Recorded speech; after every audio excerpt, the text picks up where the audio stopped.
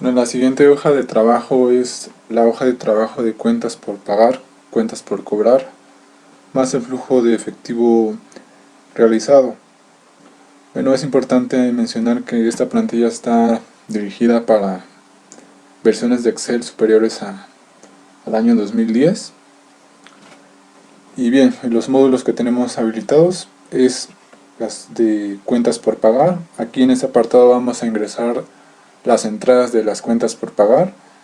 Vamos a registrar la fecha, el importe, el valor, la descripción y la clasificación del tipo de gastos y los medios de pago que tengamos seleccionados. Igualmente vamos a ingresar el estatus si es pagado o si está pendiente por pagar. En la pestaña de cuentas por cobrar, igualmente vamos a registrar la fecha, el importe, el monto, la clasificación, el estatus, si está pendiente por cobrar o si está pendiente eh, por pagar, perdón, si ya está cobrado. Y en el apartado de flujo de efectivo vamos a ver en tiempo real el flujo de efectivo generado con base a las cuentas por pagar y a las cuentas por cobrar, bueno, con base a la información registrada en ese aspecto.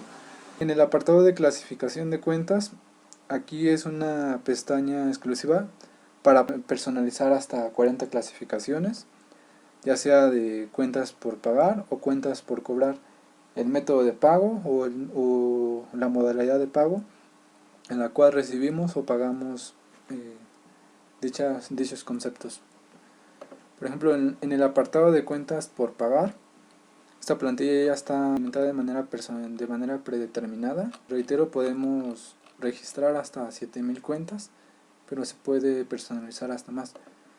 Por ejemplo, aquí en fecha vamos a ingresar la fecha en la cual vamos a estar registrando nuestro concepto. Yo puse, por ejemplo, el 4 de enero del año en curso por un importe de 3254 y lo estoy clasificando como gasto administrativo. Aquí tenemos una serie de clasificaciones, que esa la vamos a registrar en el apartado de clasificaciones. Por ejemplo, yo puse gastos administrativos y una descripción, pago de salarios de nómina de enero. El método de pago que utilizamos, ya sea transferencia electrónica, tarjeta de crédito, tarjeta de débito, etcétera. Por ejemplo, si seleccionamos una transferencia electrónica, ponemos ese concepto y el método, el estatus, si ya está pagado o si ya está pendiente por pagar. Por ejemplo, si ya está pagado, le ponemos en opción pagado y listo. Si está pendiente por pagar, en el estatus pendiente por pagar. Y así lo vamos realizando en cada uno de estos conceptos. Por ejemplo, el 10 de enero del año en curso puse que como clasificación energía eléctrica. En la descripción pago de suministros de la empresa. Pero por ejemplo, si suponiendo que sea un, por ejemplo, proveedor del producto A, el método de pago, por ejemplo, si pagué en efectivo, lo ponemos en opción de efectivo, el estatus pagado o pendiente por pagar. Con base a la información que tengamos o que vayamos registrando en este apartado, en el importe y en el estatus, se va a actualizar esta información, el total por pagar y el total pagado. Si este concepto de pago de salarios fue por suponiendo de 10,000 pesos, ponemos aquí 10,000 y como ven aquí se va actualizando de manera automática. Si le pongo pagado, y aquí igualmente se va actualizando la información que registremos en este apartado. En la opción de cuentas por cobrar es la misma información, ponemos la fecha,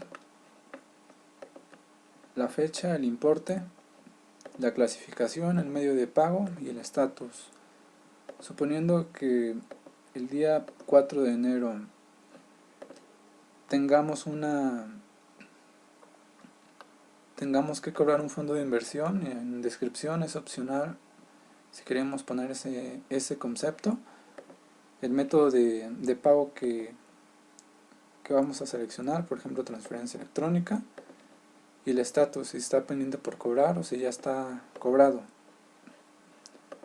Y pues es la misma información en este apartado. Es una plantilla muy sencilla que pues no requiere de grandes ciencias. En el apartado de flujo de caja tenemos ya un resumen de manera ya consolidada con base en la información que registramos. En este apartado es importante poner la información de manera manual solamente en el mes en el cual se inició. Suponiendo que en el saldo inicial del mes de enero sea de 15,000 pesos, ponemos 15,000. Y bien, aquí en la pestaña de ingresos recibidos fueron las cuentas que cobramos en el mes de enero. Igualmente tenemos un resumen del mes de febrero, marzo, abril, así sucesivamente. En gastos pagados fueron las cuentas que pagamos.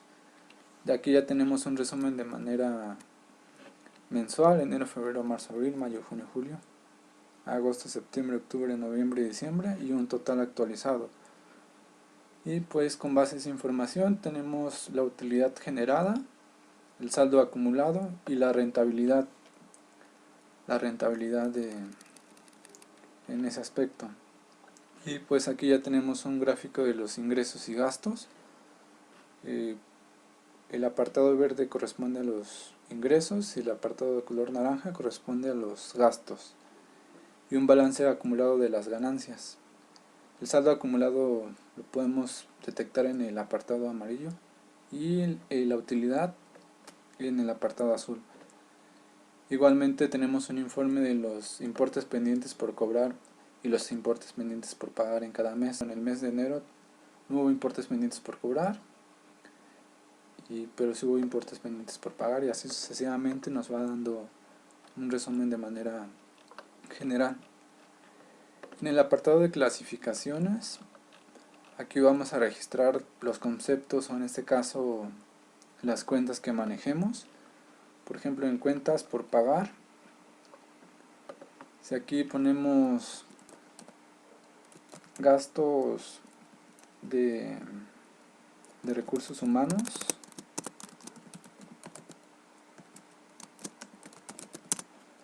en el apartado de clasificación de cuentas por pagar nos tiene que aparecer ese dato: gastos de recursos humanos. Aquí aparece,